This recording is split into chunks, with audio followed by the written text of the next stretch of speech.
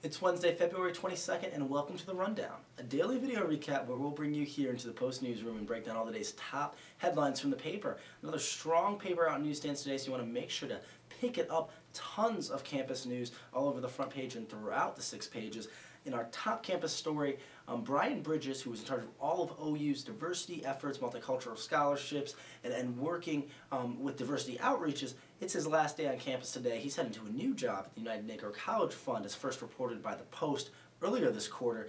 And OU isn't quite sure how they're going to replace him yet. No search committee is in place. They haven't hired a search firm. So a really interesting story that definitely raises some questions about the state of Ohio University's diversity efforts moving forward. Post reporter Sarah Jaraday is on that, and you definitely want to check that out on our front page. In addition, a really interesting comparative story by Post reporter Alex Felser on the front page compares our transition over to semesters from quarters to those of the other universities in Ohio who are doing the exact same thing this year. You got Ohio State, Wright State, Cincinnati, so multiple schools switching over to semesters, and they didn't all do it exactly the same way. Schools like Cincinnati spent a ton more money, while Ohio University, OU, was the only school that actually required students to map out how they were going to handle that switch. A really interesting tidbit. There are tons more in Alex's story. You want to make sure to check that out on the front page of the Post as well.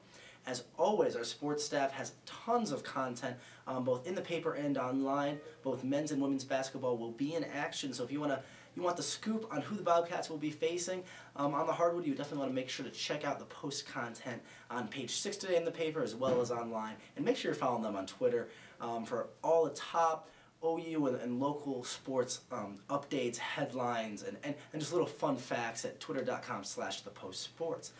Wanted to point out one more thing. I wanted to remind you about the Flare code we run on the front page of the paper every day. If you take a QR code reader, take a snapshot of this bad boy, it'll lead you to all of our content, both online and in the paper, as well as to content from WOUB.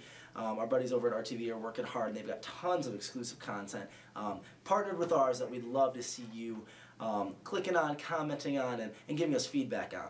As always, stick with the Post, your independent voice, here in Athens and at Ohio University. Happy Wednesday, OU.